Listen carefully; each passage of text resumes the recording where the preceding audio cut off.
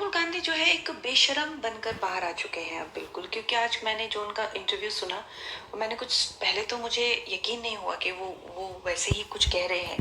तो फिर जब मैंने वो सुना और मैंने फिर से उसको रिपीट पे डाला तो मुझे लगा कि ये तो वो चांद पे आलू उगाना और या जलेबियां बेचना दूसरे देशों में, उससे भी बढ़कर जो है अब वो बिल्कुल एक देश के देशवासियों का उपहास जिस तरह से वो करते हैं उससे भी आगे बढ़ चुके हैं। एक ही सांस में कह रहे हैं कि अमित शाह, मुझे तुम्हारी जो है कोई भी बातें नहीं सुननी है, मुझे तुमसे जवाब चाहिए फलानी फलानी फलानी चीज़ों का, जो भी स्टूडेंट्स पे अत्याचार हुआ, ये जवाब दो।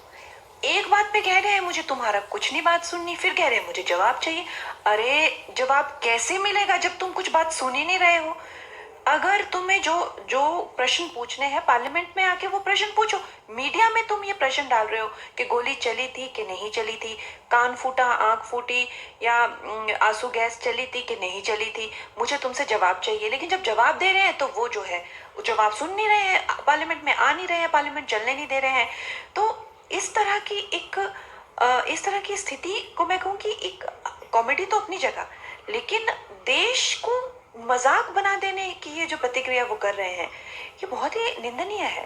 ये कहूंगी कि उन्होंने जो है जिस जिस तरह से वो विदेशी शक्तियों के हाथ में आ चुके हैं, जिस जैसे तैसे जो है वो इस देश के टुकड़े, क्योंकि जहां भी टुकड़े करने के लिए लोग चार पहुंचे वहां सबसे पहले वो उनकी सहयोग के लिए पहुंचते हैं। तो मुझे ऐसा लगता है कि जिस तरह से वो इस देश को, जिसे कहते हैं ना कि चाहे मैं राख बना दूंगा लेकिन मैं राख पर राज करूंगा, वो जो उनकी मानसिकता है वो देश समझ चुका है। और ये आई एम टेलिंग यू, ये उनकी आखिरी टर्म है एज एलओपी। इसके बाद जो भी उनकी इटालियन माता जी हैं, जैसे तैसे उन्होंने ये हाफ इटालियन पर्सन को जो है